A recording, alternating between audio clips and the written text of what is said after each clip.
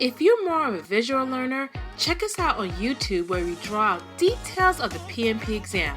Find us at PM Notebooks and subscribe. The link is also in the details of this podcast. This is the PMP in the Snap. Sneak in a quick lesson into your busy schedule so you can pass that exam. Let's snap in. Hey there, Project Pros. Welcome back to PMP in the Snap, the podcast that breaks down project management concepts faster than a stakeholder can say, I just have one small change. I'm your host, Kaye B, and today we're tackling one of the most critical processes in scope management, collecting requirements. If you ever found yourself knee-deep in a project only to hear, oh, but I thought this feature was included, then congratulations, you experienced the joy of unclear requirements. Before we get into the details of inputs, tools, and techniques and outputs, let's do a quick recap of scope management so we're all on the same page. Project scope management is all about defining and controlling what work is and isn't included in a project. It ensures you deliver exactly what was promised, nothing more, nothing less. It consists of 6 processes. 1. Plan scope management. This lays the groundwork for how scope will be defined, validated, and controlled. Number 2, collect requirements. This gathers and documents what stakeholders actually need. Number 3, define scope. This develops a clear and detailed description of the project scope. Number 4, create WBS or work breakdown structure. This breaks down the scope into manageable parts. Number 5, validate scope. This ensures deliverables meet the agreed upon requirements. And number 6, control scope. Keeps scope in check and prevents unnecessary changes. Today, we're going to concentrate on the collect requirements process, where we identify and document what stakeholders truly need, not just what they think they need in the moment. So, what is collect requirements process? The collect requirements process is where we gather, document, and confirm stakeholder expectations. This step is crucial because poorly defined requirements lead to confusion, rework, and budget nightmares. The goal here is to make sure that there are no surprises later in the project. Let's break it down into inputs, tools and techniques, and outputs so you know exactly what's involved. Before you start collecting requirements, you need these inputs. Number 1, project charter. This document outlines high-level project objectives and constraints, giving you the foundation for gathering detailed requirements. Number 2, project management plan. This specifically, you'll need the scope management plan, which tells you how you approach collecting requirements. Number 3, business documents. This includes the business case and benefits management plan, which provides insights into why the project exists in the first place. Number 4, agreements. If there are contracts or agreements in place, these may contain specific requirements that must be included. Number 5, enterprise environmental factors. These are external influences such as regulations or industry standards that can impact what requirements are needed. And number 6, organizational process assets. These internal resources like templates, past project data, and company policies help guide the requirements gathering process. Now that you have all the necessary inputs, it's time to actually gather the requirements using various tools and techniques. These methods help ensure you're capturing the right details from the right people. 1. Interviews. One-on-one conversations with stakeholders to uncover specific needs, expectations, and constraints. Number 2, focus groups.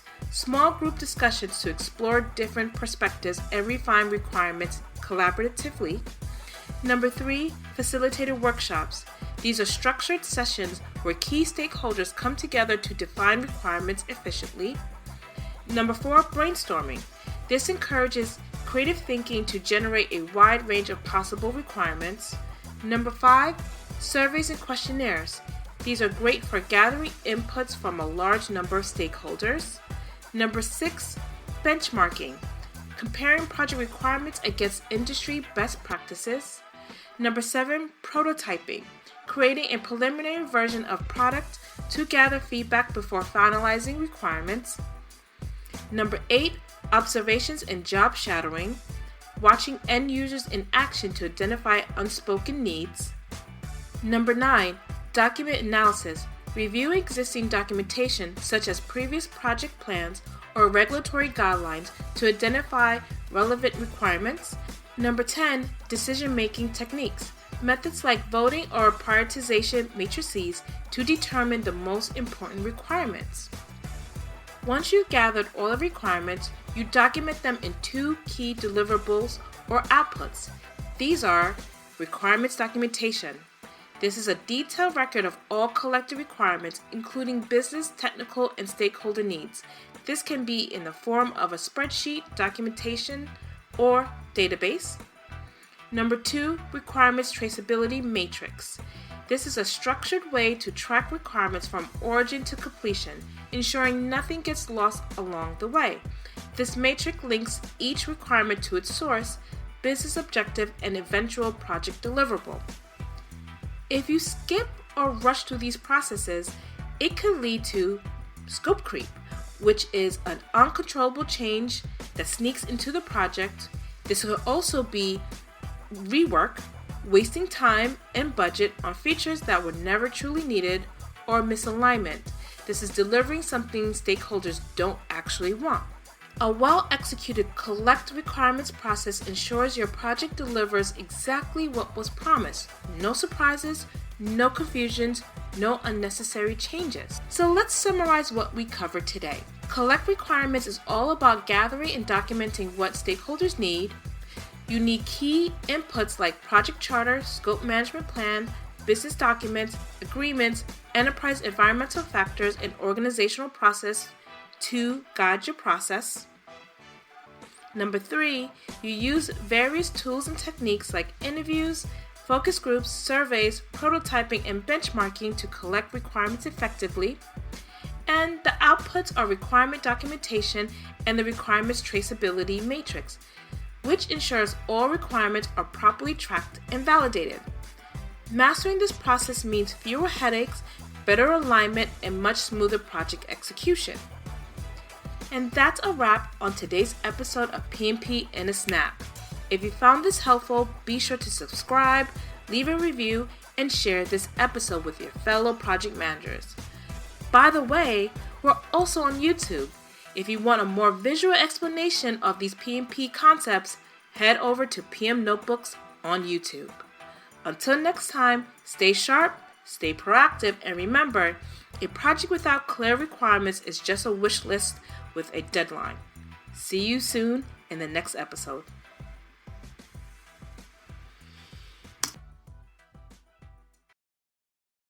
Are you finding it hard to track what you need to focus on for the PMP?